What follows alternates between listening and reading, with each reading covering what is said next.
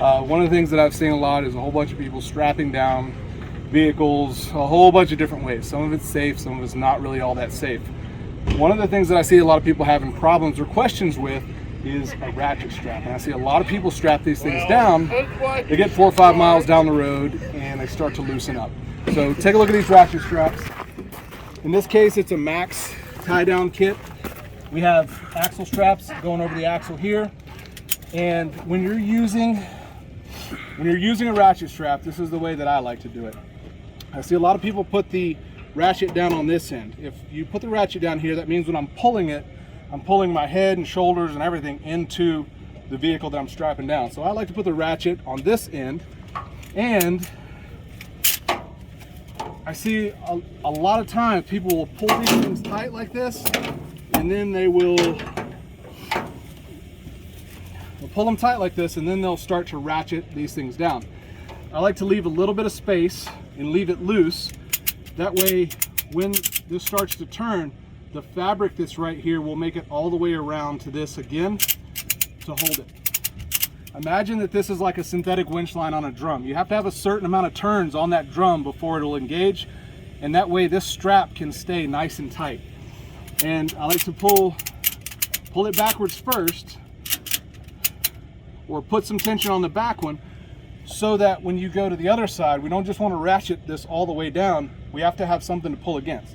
So now we have some tension here, and we can go up to the front and start to pull the front down. So I'll tighten this other side down. And this is something that if this was my trailer, I would do it a little bit different so that we have a linear pull on this instead of pulling it like this. We'll probably stop at the first rest stop or place that we can get a different type of strap, and we'll change this up. But this will get us to the first stop. Now, something to keep in mind when you're hooking these up, after 4 or 5 miles or after a little while, still go back and check to make sure that this stuff is tight. Especially if it starts to rain, I've seen these things come loose quite a bit. So if my ratchet strap is on that end, instead of having to have these huge biceps, anybody can tighten this down. And basically what you're doing is I'm on 1 foot here, I'm going to use my body weight to pull this Jeep down. So I've got it released and I'm just going to pull into it. So I'm not using my arms, I'm using my body weight to tighten this thing down. And when I'm tightening down this Jeep, a lot of people will tighten down the body of the vehicle. We have king shocks. Let the shocks do their job. Let them make this thing really smooth. If you pull the bumper down super tight, then if the suspension moves, let's say you've got 2-3 inches of compression there, that spring is going to take, let's see, it's a 400-pound spring or so on the front, so you'll already be at 1,200 pounds of compression times 2, you're at 2,400 pounds of compression. It's going to take an awful lot to compress that spring. If you're pulling this down, then when that spring is trying to push back up, it can break these straps. So go to the axle, let the suspension do its job. It'll be an awful lot smoother ride whenever you're going down the road if you let those king shocks dampen the trailer.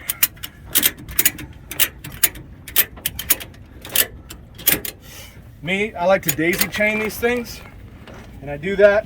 I'm making a loop here and just kind of pull it through like that. And that way these aren't coming loose. Make sure that that's locked in. We'll daisy chain this one and lock it in. Some people use zip ties.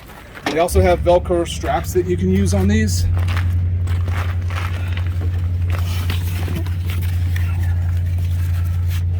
Oh, nice. Velcro straps that you can use on those.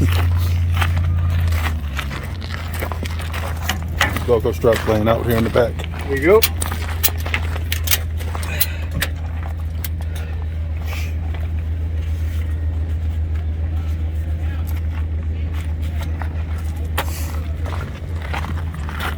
I also, on my trailers, I like to use a chain in the back, or 2 chains that are cut to the right length for my buggy or my vehicle that I'm hauling.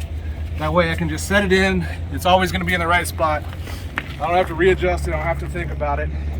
Whenever I have straps set up for a trailer, I also like to cut the ends off and burn them with a lighter. That way I don't have 55 foot of strap that I gotta coil up every single time. So hopefully that helps. Let me know what else I need to do different.